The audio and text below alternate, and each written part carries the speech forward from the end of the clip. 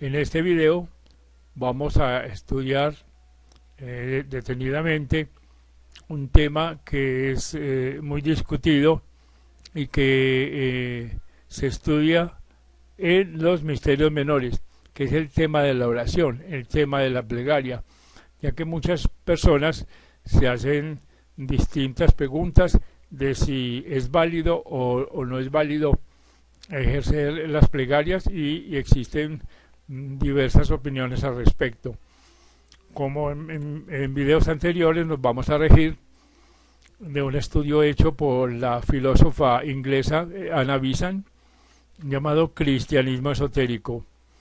Esta señora fue directora de la Sociedad Teosófica durante 20 años y dicha sociedad ha producido muchísima bibliografía, muchísimos libros.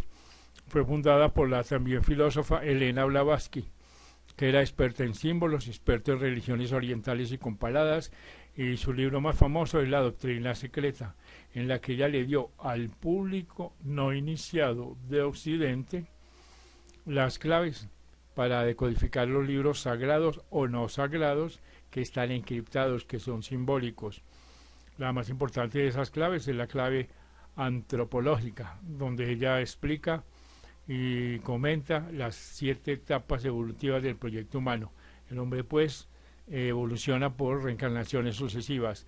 También dio la clave cosmológica, que es una de las más finas de las religiones orientales, la clave astrológica, la clave numerológica, la clave mística, etcétera, etcétera. Pero volviendo a nuestro tema, veamos lo que dice la señora Besant sobre la plegaria. Dice así: gran oposición muestra el llamado espíritu moderno a la plegaria, pues no alcanza a ver la relación de causa y efecto entre la emisión de una súplica y la realización de un suceso. Mientras tanto, tan apegado a ella se mantiene el espíritu religioso que en la plegaria funda su misma vida. Sin embargo, algunas personas religiosas sienten a veces ciertas dudas sobre si debe considerarse la plegaria como racional, y se preguntan: ¿cómo ha de darse elecciones al que todo lo sabe? ¿Ha de instalarse beneficencia del que todo es bondad? ¿Ha de alterarse la voluntad de aquel en quien no hay mudanza ni sombra de variación? A pesar de esto, saben por experiencia propia y ajena que hay plegarias con respuesta, o sea, resultas definidas de una súplica, realización de lo pedido. Muchas de ellas no están relacionadas con experiencias del género subjetivo, sino con hechos reales del que se llama mundo subjetivo. Un hombre hace plegarias por dinero y el corredor le trae la cantidad requerida.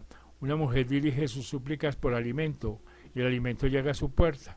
En la historia de las asociaciones de caridad hay multitud de casos de necesidades apremiantes en que el remedio ha acudido inmediatamente a las oraciones en que se pedía auxilio.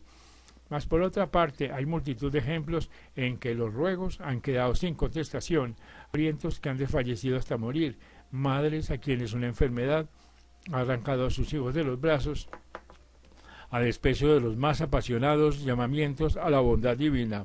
Así pues, un estudio serio de la plegaria debe tener en cuenta todos estos hechos, y aún hay más. Muchos casos ofrecen en la materia que entrañan y confunden. Plegarias hay triviales que encuentran su respuesta al paso que resultan fallidas, otras sobre importantes asuntos. Una pena pasajera es aliviada, mientras tanto súplicas encaminadas a salvar la existencia, puesta en peligro de seres muy amados, se malogran.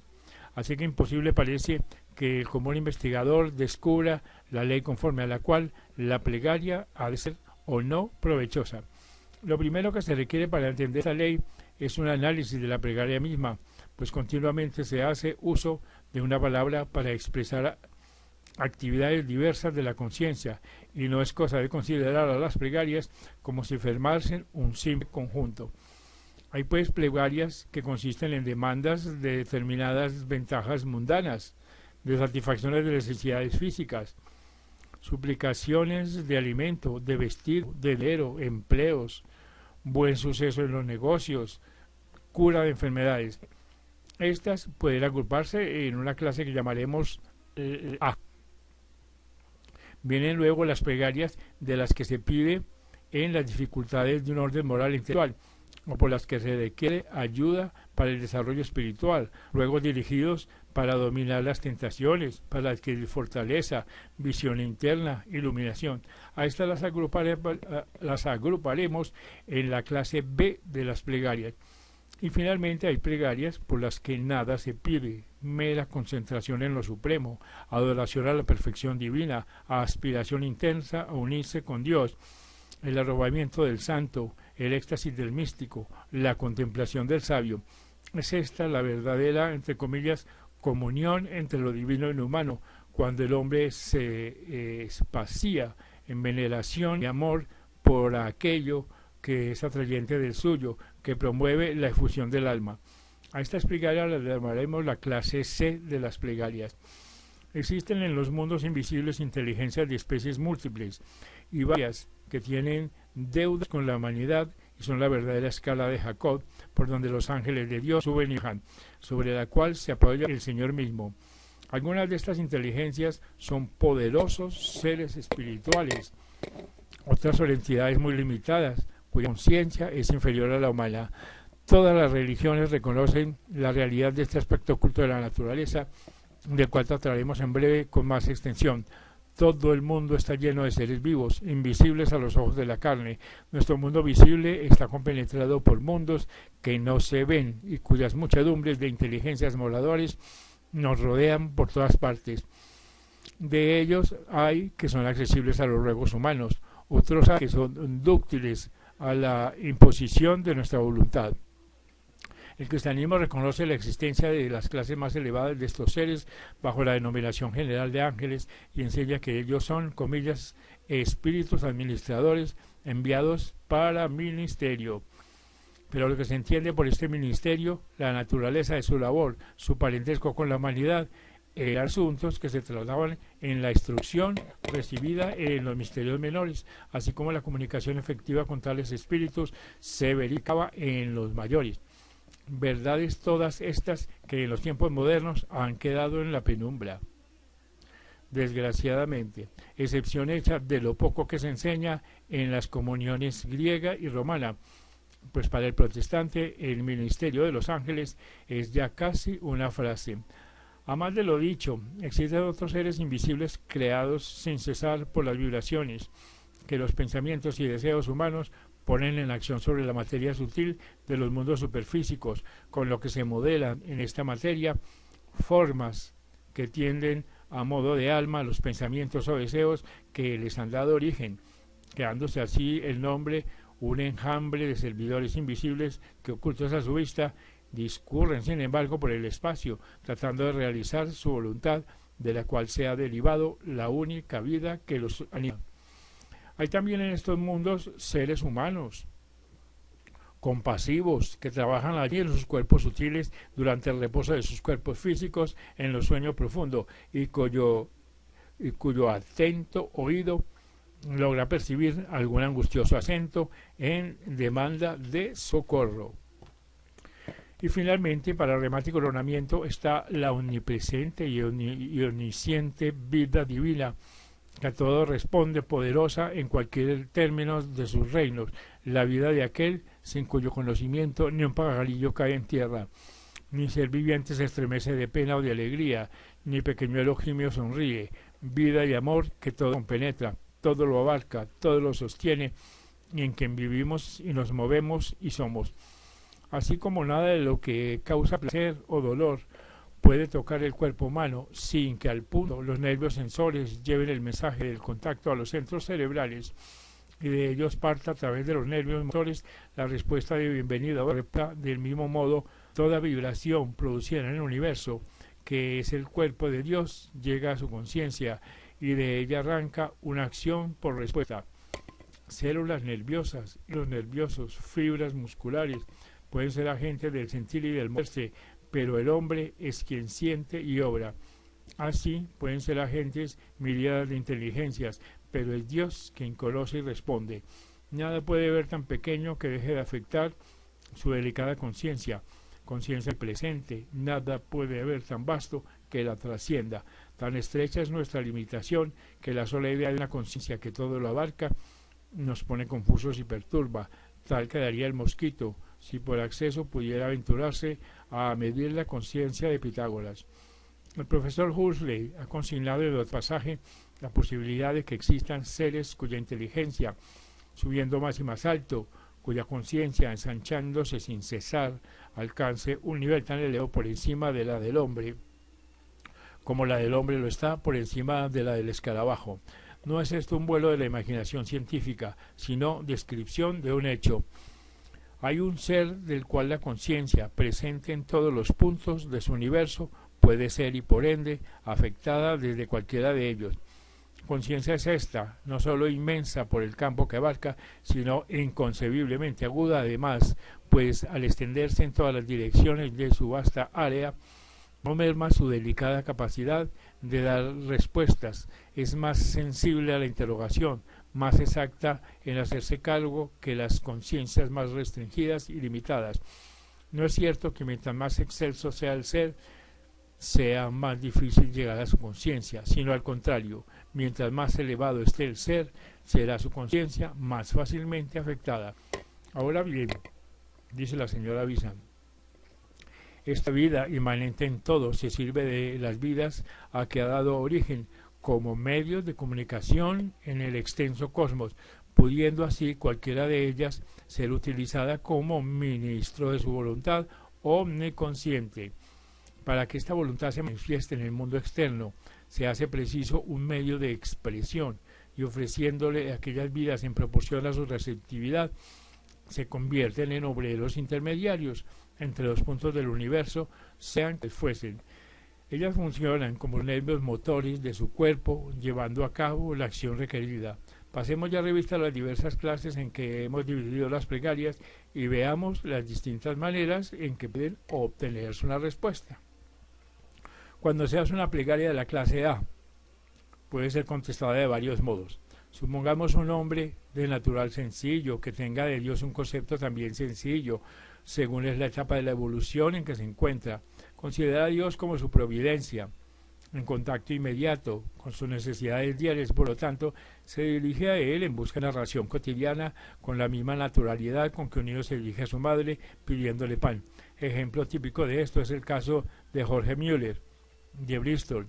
Antes de que fuese conocido como filántropo, cuando comenzaba su empresa caritativa y no tenía amigos ni dinero, oraba en demanda de alimento para los infelices criaturas que de todo, excepto en su liberalidad, estaban desprovistas, y siempre obtenía dinero suficiente para las necesidades más apremiantes.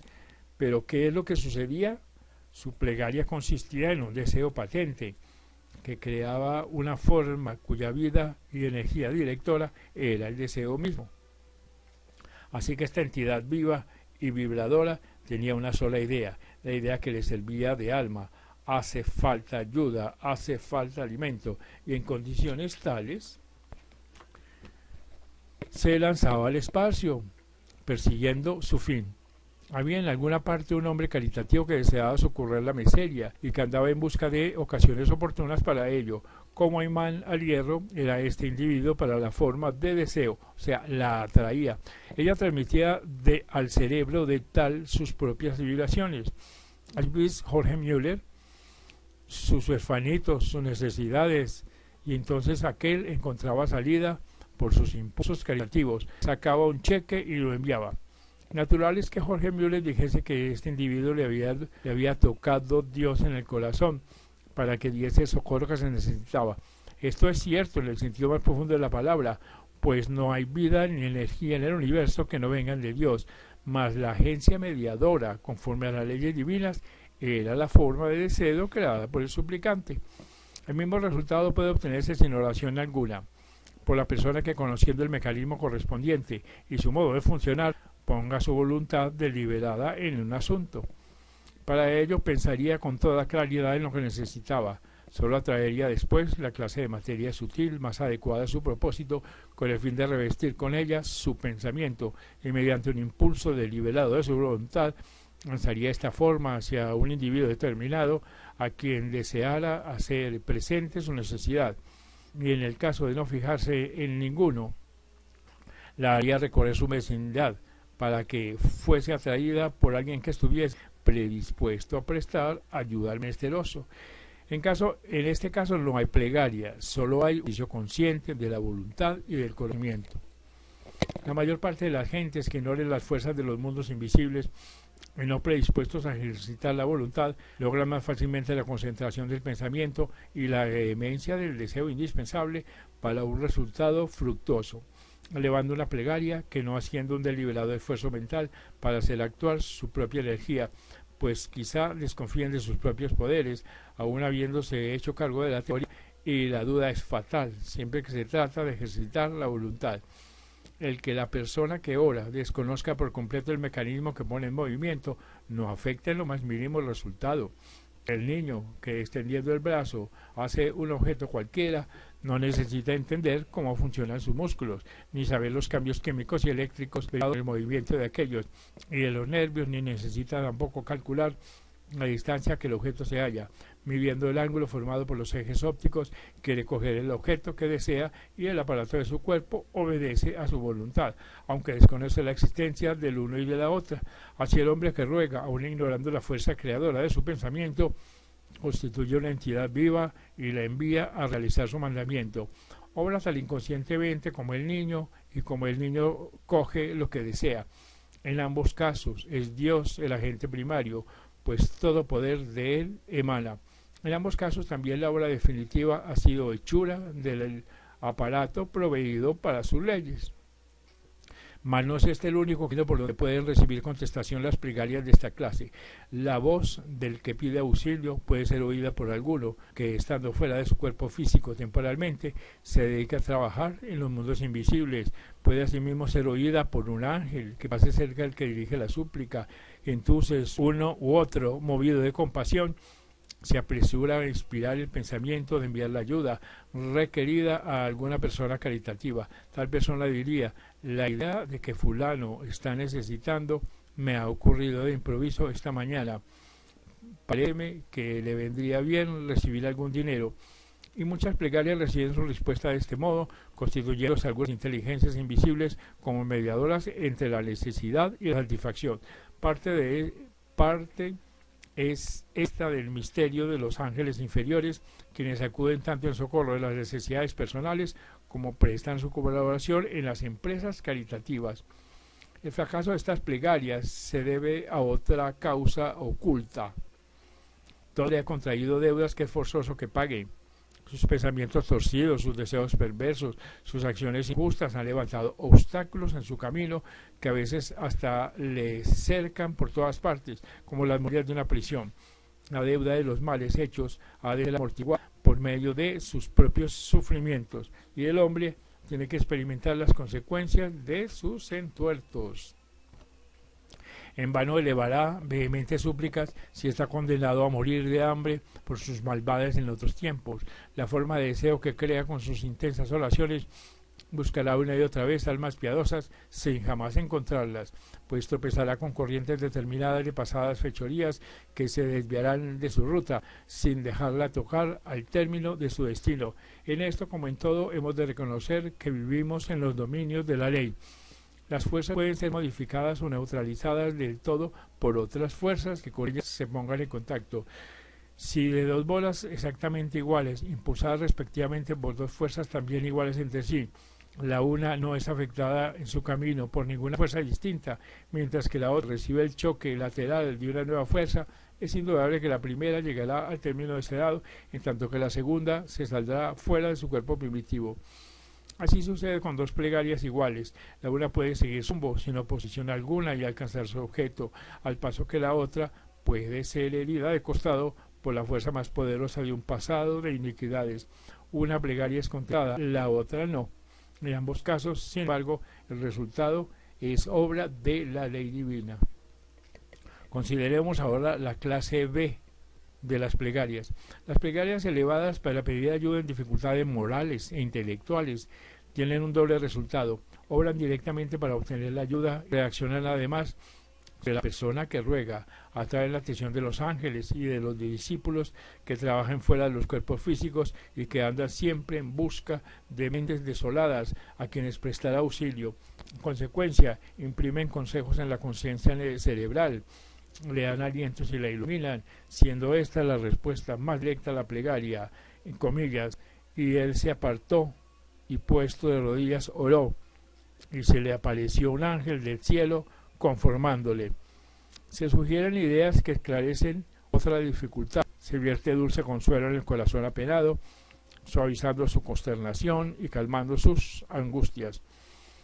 Y si ningún ángel cruzase el espacio, el grito de angustia llegaría al, entre comillas, secreto corazón de los cielos, desde donde sería enviado un mensajero a mitigar la pena, a infundir ánimos, algún ser celestial siempre dispuesto a volar al socorro del afligido, portador de la voluntad divina para prestar auxilio. También acontece lo que alguna vez se llama respuesta subjetiva a esta clase de plegarias, o sea, la redacción de la súplica sobre el que la hace. La plegaria coloca el corazón y la mente en receptiva, que acalla la naturaleza inferior, permitiendo que la fuerza y el poder iluminador de la más alta penetre en ellos sin obstáculos.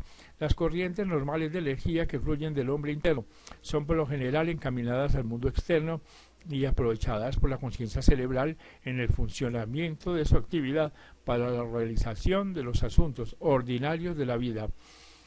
Pero cuando esta conciencia cerebral abandona el mundo exterior y cerrando todas las puertas que a él se abre, fija su atención en el interior, cuando se abstrae de lo externo y se concentra en lo interno, se convierte en vaso capaz de recibir y retener en vez de mero tubo de desagüe entre aquellos dos mundos. En el silencio que sucede a la cesación de los ruidos, el tumulto de las actividades físicas, puede hallarse oír la, entre comillas, callada vocecita del espíritu, y la mente en su atención reconcentrada es capaz de permitir el suave murmullo del yo íntimo. Y continúa la señora Bizán.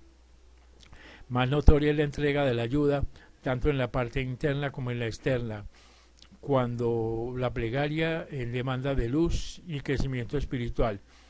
No solo hay deseo por parte de los auxiliadores angélicos y humanos de favorecer todo progreso espiritual, para lo cual aprovechan cuantas oportunidades puedan ofrecerle las almas que aspiran a lo alto, sino que además, por el anhelo de tal crecimiento, se emite energía de una especie elevada, que recaba para las aspiraciones espirituales una moción correspondiente en el reino del espíritu. Una vez más se confirma la ley de las vibraciones simpáticas, o sea, la nota de las altas aspiraciones hace notar su nota similar por la liberación de energía de su misma especie, o sea, por vibración sincrónica. De esta forma, la vida divina desde arriba ejerce presión continua sobre los límites que la acercan, y cuando la fuerza dirigida desde abajo hacia lo alto choca en estos límites, el muro divisorio queda roto y la vida divina inunda el alma. El hombre, pues, que siente la invasión de esta oleada espiritual, exclama: mi plegaria ha obtenido respuesta, Dios ha enviado su espíritu a mi oración. Y obviamente es así, solo que rara vez se extiende que este espíritu esté siempre tratando de entrar, pero viniendo a lo que era suyo, los suyos no le recibieron. He aquí que estoy a la puerta y llamo, dice Jesús, si alguno oyere mi voz y adhiere la puerta, yo entraré a él. Y continúa la señora Bizán. El principio general a que se ajustan las plegarias de esta clase es que la respuesta de la vida más amplia que está dentro y fuera de nosotros será proporcionada a la postergación de la personalidad y a la intensidad de la aspiración hacia arriba. Somos nosotros mismos los que nos apartamos. Si cesamos en nuestro alejamiento y nos hacemos uno con lo más grande, veremos cómo fluyen dentro de nosotros luz, vida y fortaleza. Cuando la voluntad separada vuelve a la espalda sus peculiaridades y designios y se pone a servir a los propósitos divinos, la energía divina se vierte en ella. El hombre que nada contra la corriente adelanta poco, pero el que va a favor de ella se siente llevado por su fuerza. En todas las regiones de la naturaleza están obrando las energías divinas, y cuando hace el hombre lo efectúa sirviéndose de las energías que funcionan en la dirección en que él desea obrar. Así pues, sus mayores proezas las lleva a cabo, no por energías propias, sino por la habilidad con que elige y combina las fuerzas que han de ayudar a sus intentos, neutralizando los contrarios o los mismos con las favorables. Fuerzas que nos arremolinan como a pajas en el viento, se convierten en nuestras humildes esclavas si marchamos con ella. Será pues de admirar que las divinas energías se asocien al hombre que en sus plegarias muestra su empeño de cooperar con la labor divina. Esta prueba más elevada de la plegaria de la clase B es un paso casi imperceptible dentro de la clase C, donde ya la plegaria pierde su carácter de petición y se convierte en meditación, adoración de Dios. Meditación es la firme y responsable fijación de la mente en Dios, con lo cual la mente inferior se sosiega y pertenece con tal quietud que el espíritu puede escapar de ella y elevarse a la contemplación de la divinidad para reflejar en sí mismo la divina imagen. Así pues, la meditación es plegaria muda y no pronunciada, o como dijo Platón, el fervoroso tornarse del alma hacia lo divino, no en demanda de algún bien particular, como en la común plegaria, sino en consideración del bien mismo, del bien supremo o universal. Esta plegaria, porque liberta al espíritu, es el medio adecuado del hombre para unirse a Dios, por la acción ineludible de la ley del pensamiento.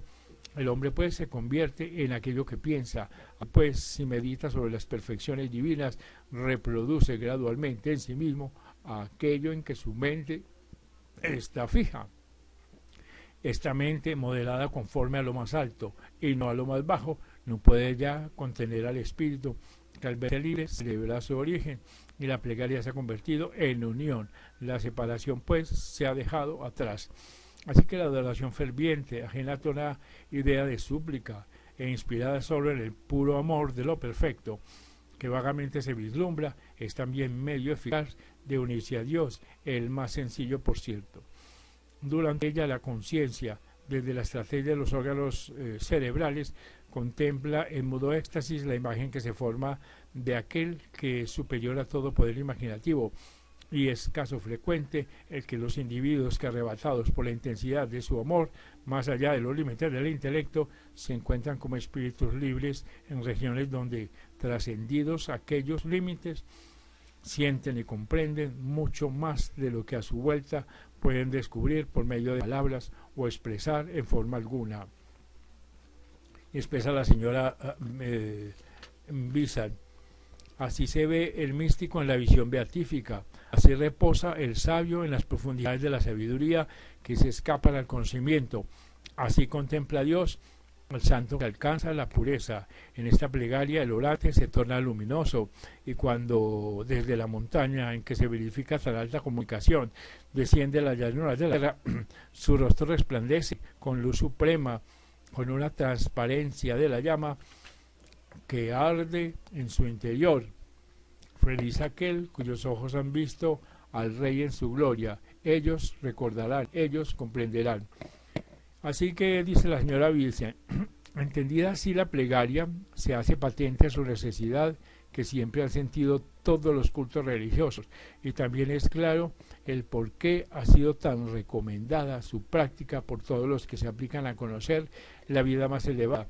Los que estudian los misterios menores deben hacer plegarias de las comprendidas en la clase B, poniendo además empeño en ascender a la meditación pura y en la adoración de la una clase, y excusando de todas plegarias de la clase inferior.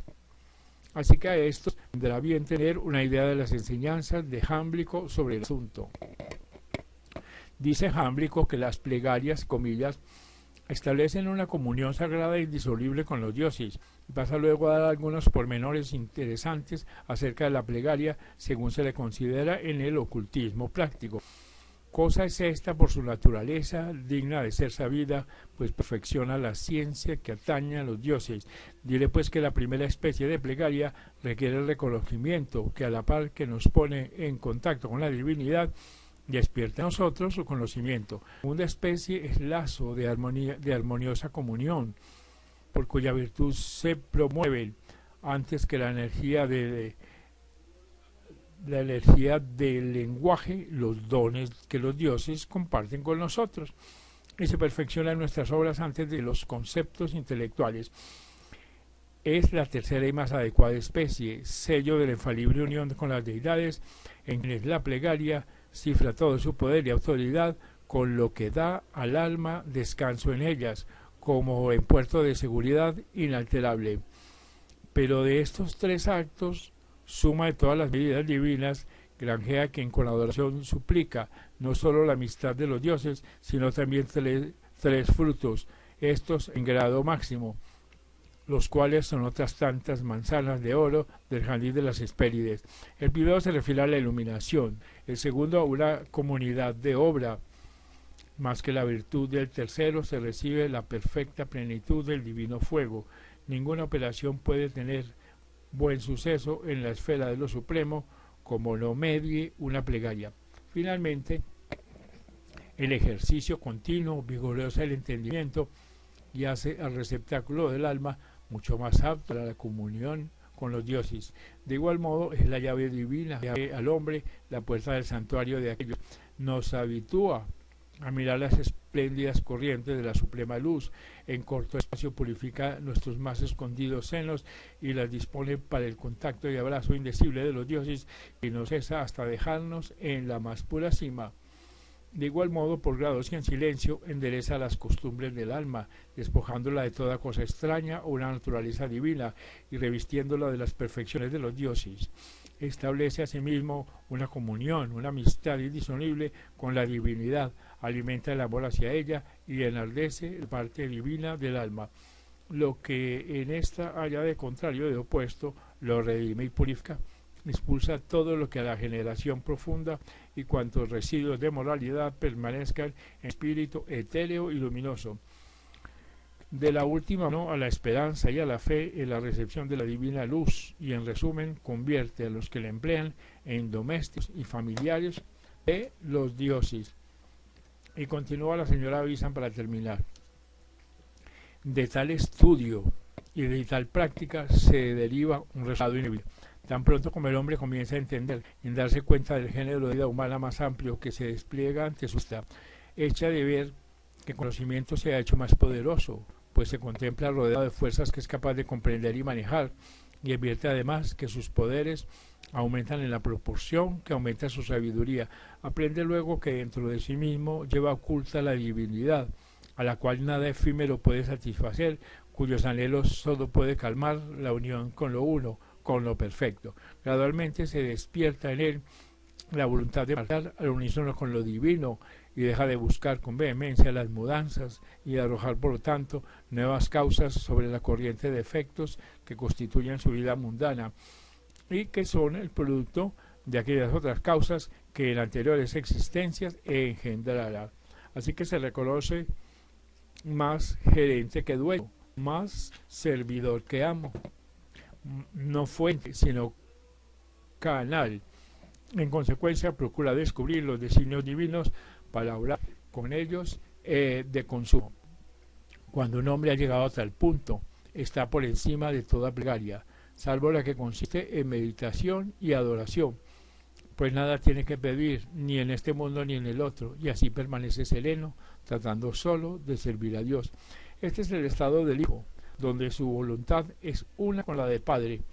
Entonces la sosegada entrega se verifica, comillas, he aquí que vengo para hacer tu voluntad. Dios mío, quíselo, y tu ley está en medio de mi corazón. Toda plegaria entonces se considera innecesaria, toda petición impertinente. No es posible desear cosa alguna que no esté ya en los propósitos de esta voluntad, los cuales se traducen en manifestación activa a medida que los agentes de esa voluntad se van perfeccionando en la tarea. Así pues, este es un resumen de lo que las plegarias y la meditación y la adoración pueden hacer en la conciencia de acuerdo a todas las religiones.